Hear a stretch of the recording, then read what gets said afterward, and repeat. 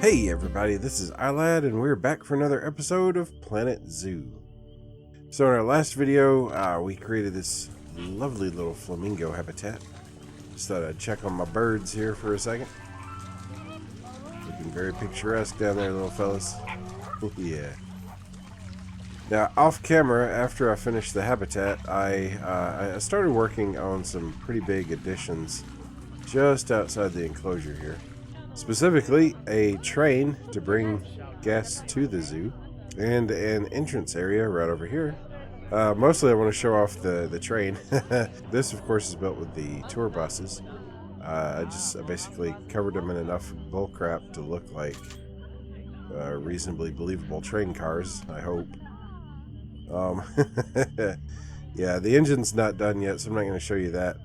But then I moved the guest spawners into, let's see, it's here somewhere, into the interior of the buses, and in just a second you'll see a bunch of people. Yep, there we go. And it works really well. And I did the overhead catenary type stuff and all that good things. I'm going to go ahead and move another one of these guest spawners in so you can kind of see that process. It's kind of finicky. Takes a little while.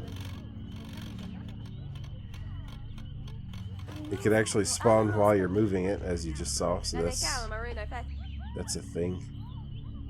I want to get it to look just so, and it's a little bit of work.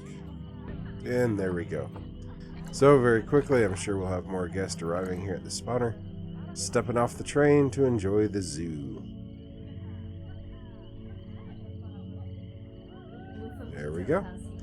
Now, at some point in the future, I'm going to be adding like ticket booth looking structures right here. Make it look like they're actually coming into the paid experience. So what I want to work on today is a reptile and amphibian house that integrates existing exhibits with larger water-filled enclosures to make it look like the reptiles and amphibians actually have a much larger space than they do. We're going to call this a proof of concept build. I hate the finished product. There are many things that I like about it, but overall the finished product is just it's not what I wanted. I don't know. The placement is bad. I don't like the simplicity of it. I feel like it's kind of primitive, it's not what I wanted. But that's all right. You're gonna watch me build it anyway, right? Right? Please. As a process, I'm quite happy with the process. I like everything about it except what I ended up doing with it. So we're gonna leave it for now. We're gonna go ahead and have our exhibits running, visitors chunking money into the donation bins, and at some point in the distant future we will tear it down and build a better one using very similar process but better judgment. So that's kind of where I am right now.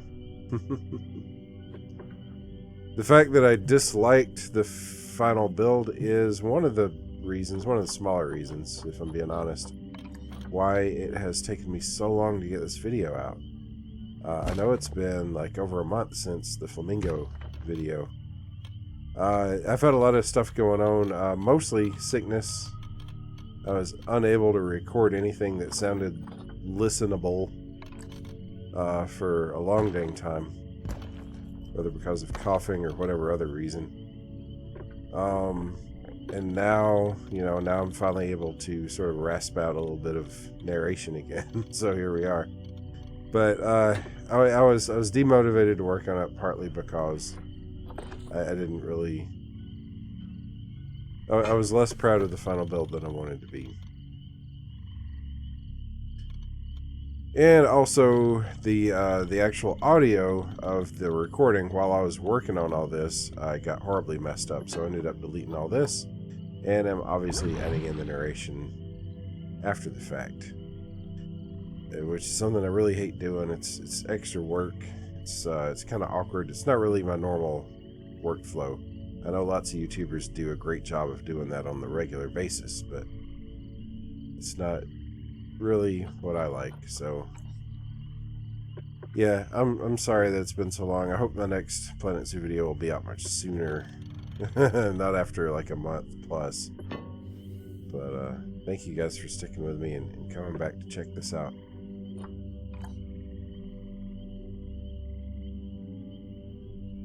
So in any case, if you're not following the logic here, if you haven't tried anything like this before in Planet Zoo, the first step is to just figure out what level the water is going to plop at when you place it inside the glass enclosure.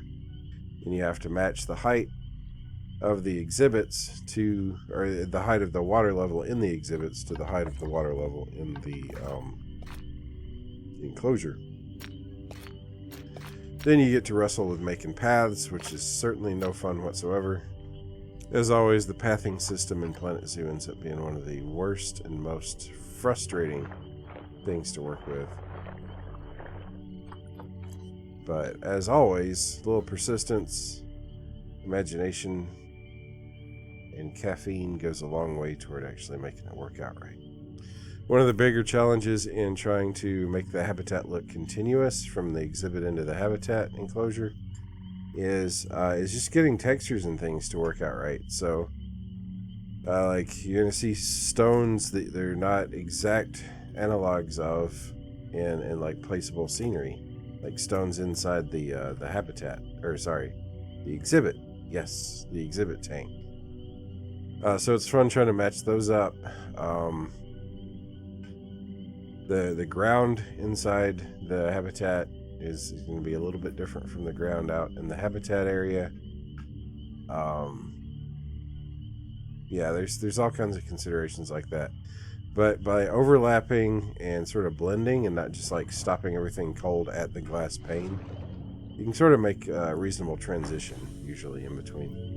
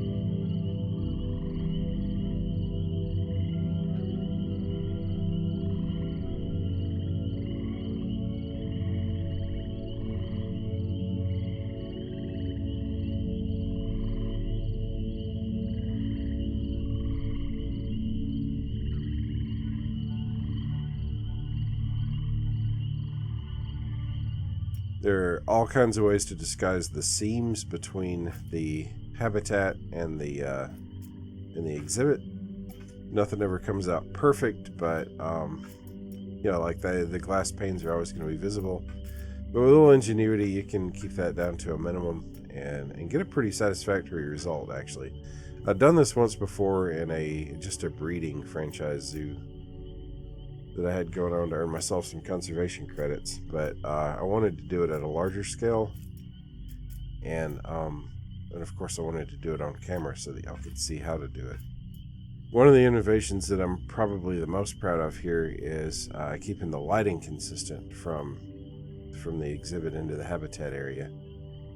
And so I put a fair amount of effort into trying to figure out like what are the best ways to replicate the exhibit spotlights using placeable scenery pieces.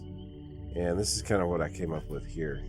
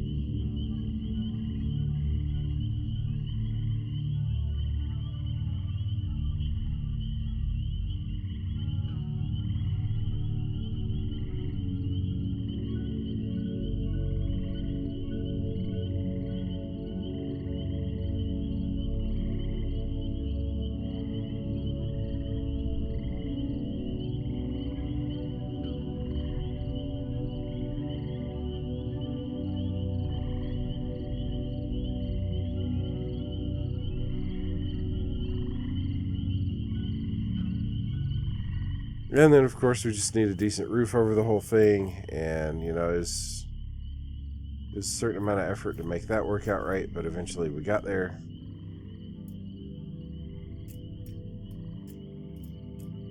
And hey, the guests love it, right? Like, I really shouldn't complain that much about where I ended up with this. But at some point, it's going to come down. It's going to be replaced with a larger building with some backstage area.